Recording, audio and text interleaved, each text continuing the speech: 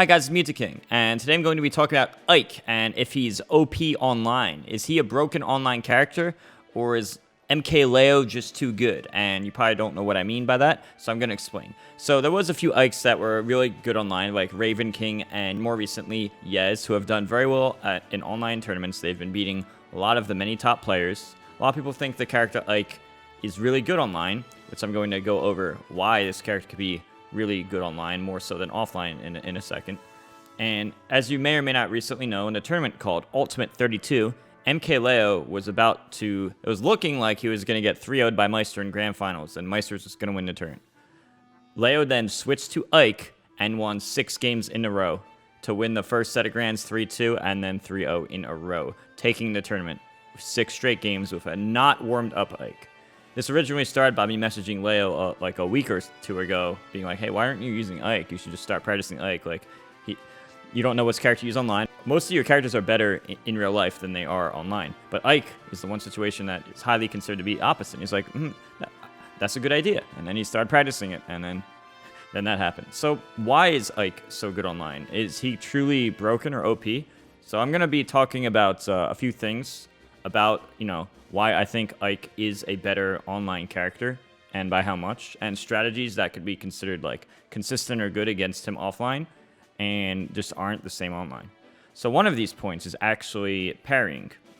So if you were to parry aerials, for example, a Cloud back air, or like an Ike neutral air, when Ike jumps and just presses A in the air to do nair, or neutral air, those are some of the main moves characters like Cloud and Ike use in neutral. Characters like Cloud and Ike, for those reasons, are considered to be worse in real life because, well, if you can react to him jumping at you, and then you just release the R button when he's landing. Because of the input delay, the several frames of input delay online, it is much harder to execute a parry. Now, if you don't parry these moves, then they are completely safe if spaced. And I was testing with Domo before making this video, and actually, even the fastest shield grabbers in the game, if you do a short hop or full hop nair, and then land as good as possible with it, like the nair, you hit it on their shield and then land immediately after, even the fastest shield grabbers won't be able to grab him. Now, if you do the nair high on their shield, sure, they can still shield grab you, and other characters still have options like up B at a shield, nair at a shield, and stuff. But overall, the point is that it's overall very safe. Most of the time, you're not going to get shield grab. Even point blank, it may or may not work. So you can just jump in the air again. So if a character like Mario misses the shield grab, even someone like him, who has a fast shield grab, you can just jump again and then nair combo him again. So it's pretty much safe for Ike to just keep jumping over and over and then doing the nair. Like, you have to hard read Ike in order to punish him. You have to know, hey, Ike's gonna full jump here, which is a read you could make a lot. But compare this to offline, where you could just release the R button and have an instantaneous frame 1 parry attack. Frame 1 from shield release anyway. So you have a really quick parry, and by the way, the parry gets you moves like a down, like Mario, for example, can just parry and then down smash. Whereas he gets almost nothing off the parry unless you're trying to intercept him out of the air. Basically, his main strategy in neutral becomes a lot worse. Being able to parry Ike's nair, that's a very, very big factor that makes him worse offline and better online. Another move that is better online than offline is his side B. Now, Ike's side B is where he just dashes at you very quickly and then just does a sword strike. It's kind of like a faster dash attack. It's like a frame 16 move, but offline, it's not even that. If you're at close range, you can't react to it. But if you're the further range, you can react if you're looking for it, right? But online, when you add those extra frames of input delay, it's basically an unreactable burst attack. So he can mix up his jumping nairs, which, are just good for spacing in general, and, he can combo it into a second aerial if he lands it, or even more with platforms. And you just mix that up with the random side B. Now, sure, you can block the side B and try to punish, but online with the input delay, it would be a little bit harder, and a lot of characters are not going to be able to shield grab that anyway. So even if you side B a shield, there's a very high chance they're not going to punish you on reaction, either because you're out of their shield grab range, or it's just harder to punish in general. Both harder to punish the end leg and harder to block it. So Ike's nairs are a lot better because they're a lot safer, and Ike's side Bs are also a lot better, because you can just throw it out, quote, randomly, and it is difficult to punish. Most characters will not even be able to shield grab. And, shield grab is one of the best ways to punish. And they can't even do that.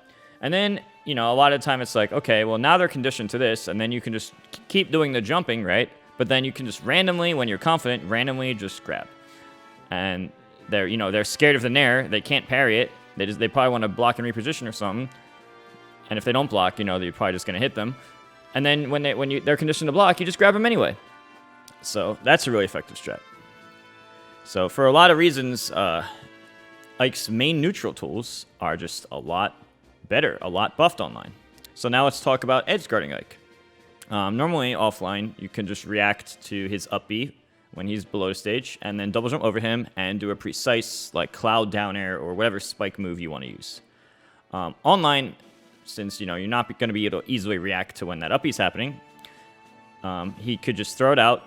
If you guess wrong or he guesses right or you react slow, he might up B you, do a lot of damage, and maybe spike you and kill you at 0%. And even when that's not happening, it's harder to get very on the top of him and then do the downer. So that up B's already buffed. And then the side B, normally you can just jump off stage offline and just jump in the way of it. Let's say you jump off, Ike's recovering, you jump off stage, try to fair him, right? And fair may or may not hit, but even if Ike hits you, it only does 7-8 damage on the uncharged side B, or slightly charged, won't be much damage to you. And then it makes it so Ike usually can't recover, because he has to release the side B early if he hits you, and he might not be able to recover after that. He has to air dodge, up B and stuff, and it might not make it. So you couldn't actually edge guard him. Basically online, edge guarding is worse. So characters with bad recovery is this is one of the reasons why characters like Dr. Mario and Cloud, they're going to get gimped more offline. But online, they're going to recover more than you'd expect. Ike can also recover very, very consistently. You're almost never going to edge guard him, which means he's going to lift a high percent and rage, which is very good for pretty much the entire character's design. So he's going to be able to recover more, and you're almost never going to be able to gimp him. Offline, you actually can gimp him, because you can jump in the way of the side Bs, you can wait for air dodge punish, you can react to the up Bs much more consistently. Online, it's a different game because of those 3 frames extra input delay. So these are some other reasons why Ike is better online.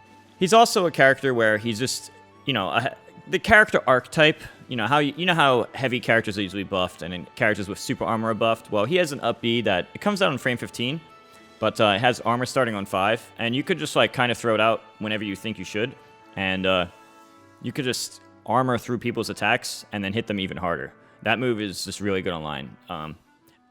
Whether it's a free-for-all or just, a 1v1 battle or whatever, it's just, you can just get away with using it more. And by the time they realize what's happening, they're probably already hit. Of course, if you land on stage of it or land on a platform, you're still going to get punished anyway. But I still think it's a better move online. And the character's archetype, he's just a heavier than average character with big strong moves and big hitboxes. So a lot of his moves are just going to be better. It's not quite for his smash attacks. I don't think it actually matters too much because unlike Ganon, Ganon's forward smash and up smash are a lot safer by comparison to Ike's. So unless Ike is charging his smashes a little bit, then it's usually... I don't actually think those moves are particularly OP. I think the main reasons he's so good online is because of the reasons that I just said. Alright guys, thank you for watching this video. Let me know what you think in the comments below about Ike and if he's particularly OP or not online. Personally, I believe the character is a high tier online or possibly top tier depending on the matchup. If you're fighting Game Watch, of course the character's top tier. But in the majority of matchups, I'd say he's a high tier when normally he'd be he gets 1 tier better. I think instead of mid, he'd be high.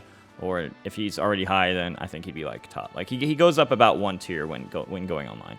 And obviously, he's particularly good against certain characters obviously Game Watch. Speaking of Ike vs. Game Watch, if you want to see MkLeo win the grand finals, spoilers, at the Ultimate 32 $10,000 tournament that just recently happened, please check the YouTube description below because we will be linking that very same video. So you can see Leo's 6-0 dominant streak with his Ike. Thanks for watching. If you want to continue supporting, you can also check the YouTube description. You can check out NordVPN and many other things, other ways to support my merch and other things. With that said, thanks for watching, and I'll see you guys later.